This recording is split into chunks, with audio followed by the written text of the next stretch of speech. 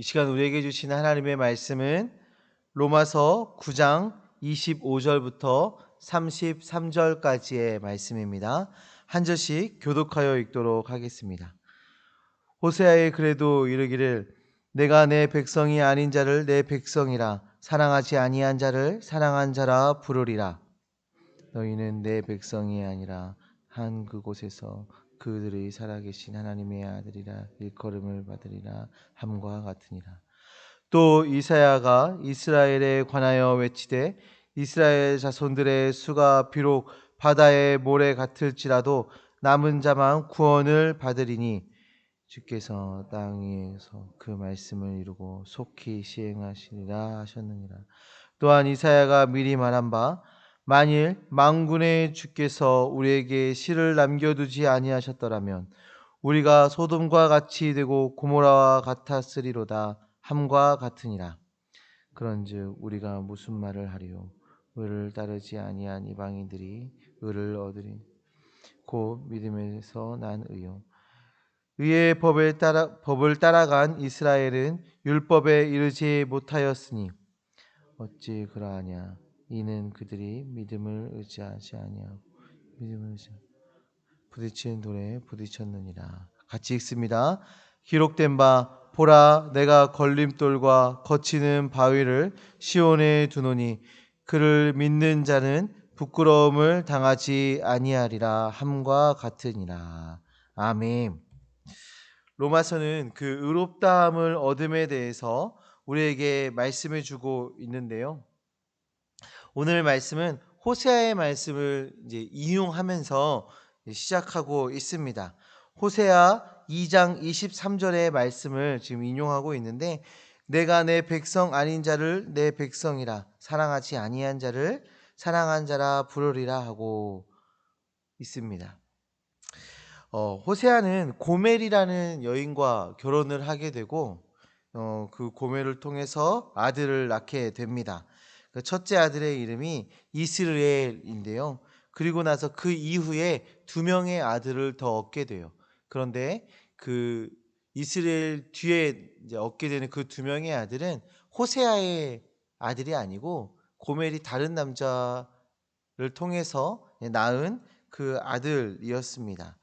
그때 하나님께서 호세아에게 그 두 아들의 이름을 로루하마 또 로암미라고 이름을 지으라고 명령하십니다. 이 아들들의 이름이 가진 그 의미가 로루하마가 내 백성이 아닌 자입니다. 그리고 로암미는 사랑하지 아니한 자이죠. 지금 오늘 본문에 나오는 그 말들 아니겠습니까?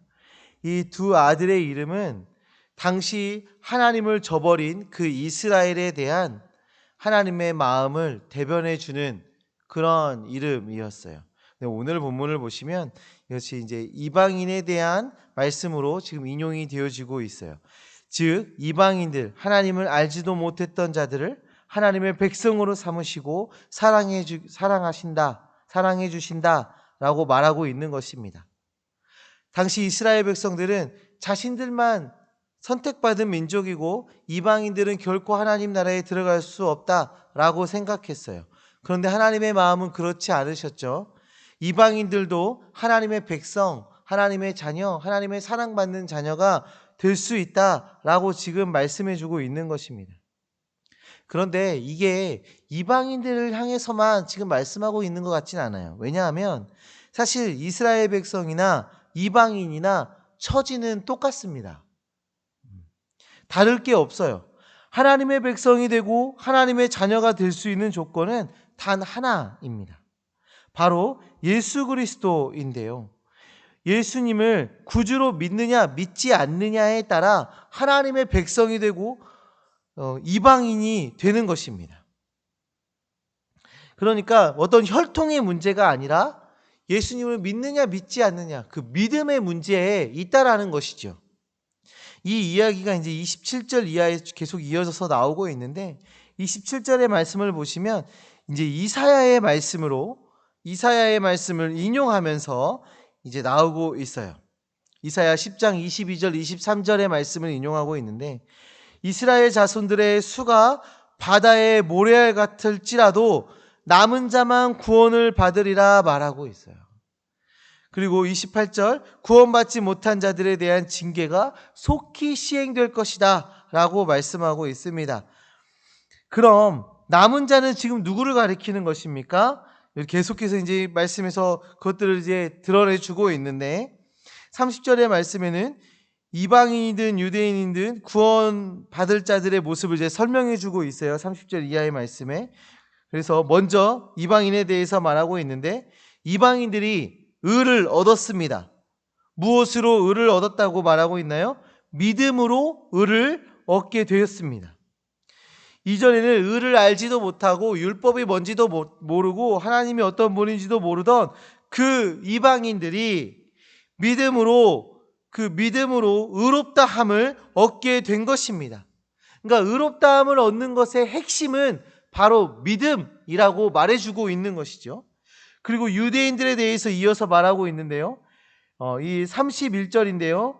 의의 법, 즉 그 율법에 따라간 이스라엘은 그 율법에 이르지 못한다. 그러니까 율법을 온전히 지킬 수 없고, 그렇기 때문에 율법으로 의롭다함을 얻을 수가 없다라고 지금 말해주고 있는 거예요.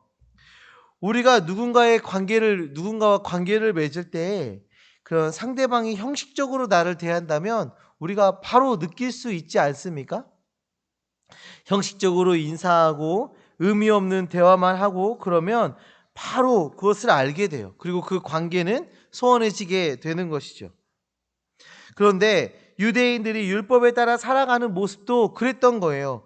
그냥 습관처럼 형식과 행위만 남은 율법을 지키게 되는 그 순간이, 그 형식적으로 율법을 지키게 되는 그 순간이 나오게 된다면 그것은 의미가 다 사라지고 그냥 행위만 남은 것이 되는 것 아니겠습니까? 또한 행위로라도 온전히 그 율법을 지킬 수 있으면 좋겠는데 그 율법을 온전히 행할 수가 없습니다. 그것은 그 자체가 불가능한 거예요. 마음으로 짓는 것도 죄가 되기 때문에, 그렇기 때문에 율법과 행위를 의지하게 되면 의로움으로 나아갈 수가 없는 것이죠. 그래서 32절의 말씀을 보시면 어찌 그러하냐, 이는 그들이 믿음을 의지하지 않고 행위를 의지함이라 부딪힐 돌에 부딪혔느니라. 아멘. 행위를 의지하는 자들이 어디에 부딪힌다고 지금 말하고 있어요? 부딪힐 돌에 부딪히게 된다라고 말하고 있습니다. 여기서 나오는 이 부딪힐 돌은 예수 그리스도를 의미하는 거예요. 그리고 이어지는 33절에도 나오는 그 걸림돌, 거치는 바위, 이것 역시 예수 그리스도를 가리키는 것인데요. 율법의 행위로 살아가는 자들이 예수 그리스도의 복음에 부딪히게 된다라는 것입니다. 행위로 얻을 수 없는 그 의는 예수 그리스도를 구주로 믿는 믿음으로 얻게 됨을 그럼 마주하게 된다라는 것이죠. 예수 그리스도만이 우리를 의롭다 할 수 있는 것이구나 라는 것을 결국에는 마주하게 된다라는 말씀을 지금 해주고 있는 것입니다. 그러니까 여기서 말하는 이 남은 자, 27절에서 말하는 그 구원을 얻게 되는 그 남은 자는 이 믿음으로 의롭다함을 얻은 자들을 가리키고 있는 것이에요. 사랑하는 성도님들, 행위로 의로움을 얻을 수가 없습니다. 오늘 본문이 말하는 것처럼 믿음으로만이 의롭다함을 얻을 수 있습니다. 우리가 아무리 선한 행위를 한다 할지라도 그 안에 주님이 계시지 않으면 결코 선한 일이 아닌 거예요. 물론 우리가 온전히 선한 일을 행할 수도 없습니다. 그렇기 때문에 우리가 행위로는 결코 의로워질 수가 없는 것이죠. 믿음으로만이 의로워지는 것입니다.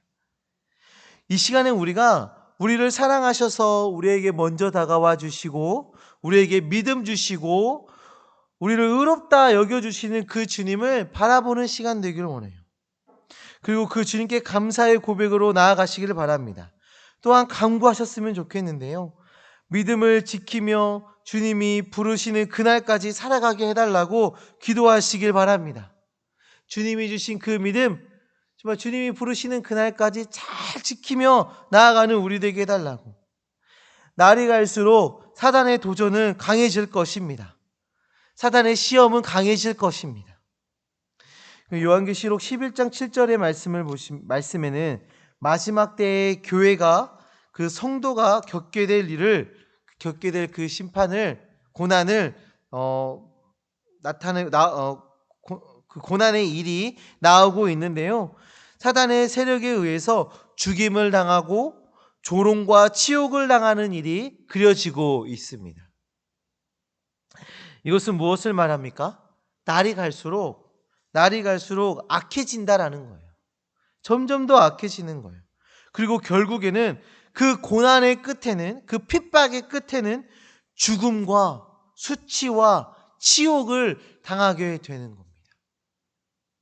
주님의 백성들이, 교회가 하나님의 그 사명을 다 마치고 그 마지막 순간을 마주할 때 그런 고난, 핍박, 그런 수치와 치욕, 그런 죽음을 당하게 되는 겁니다. 그렇게 세상은 악해져 가는 거예요. 그러나 우리 하나님은 분명히 약속하고 계시는데요. 믿음을 지키고 살아가는 성도에게는 주님의 소생시키심과 역전의 승기가 있을 것이다 약속하고 계십니다. 오히려 교회와 성도가 회복되어지는 그 주님의 역사를 보고 그 저 그리스도들이, 저 세상이 오히려 두려워 떠는 일이 일어나게 될 것이다 성경이 약속하고 있어요. 믿음을 지키며 그 승리를 누리도록 주님 역사해 달라고, 우리의 힘과 우리의 위로가 되달라고 우리가 간구하시기를 간절히 소망합니다. 우리 모두가 하나님께서 기뻐하시는 믿음의 사람 되셔서 주님의 그 의로움 가운데 거하고 기뻐 찬양하는 주님의 자녀들 되어지시기를 간절히 소망합니다. 오늘 본문은 믿음으로 의롭다함을 이야기해 주고 있습니다. 주님이 선물로 우리에게 주신 그 믿음, 그것으로 우리는 그 의롭다함을 얻게 됩니다. 이미 얻게 되었습니다. 그 믿음 잘 지키고 이 세상에서 오는 그 시험 잘 이겨내며 하나님의 기쁨이 되는 주의 자녀들 되어지시기를 간절히 소망합니다. 기도하시겠습니다. 하나님 아버지 감사합니다. 주님, 우리를 먼저 사랑해 주셔서 우리에게 다가와 주시고 우리에게 믿음을 허락하여 주셔서 주의 백성 삼아 주시고 믿음의 사람으로 정말 이 세상 가운데 살아갈 수 있도록 주여 역사하여 주신 것 정말 감사합니다. 하나님, 주님이 부르시는 그날까지 우리가 이 믿음 잘 지켜서 주의 자녀로, 주의 백성으로 살아갈 수 있도록 주여 역사하여 주시옵소서.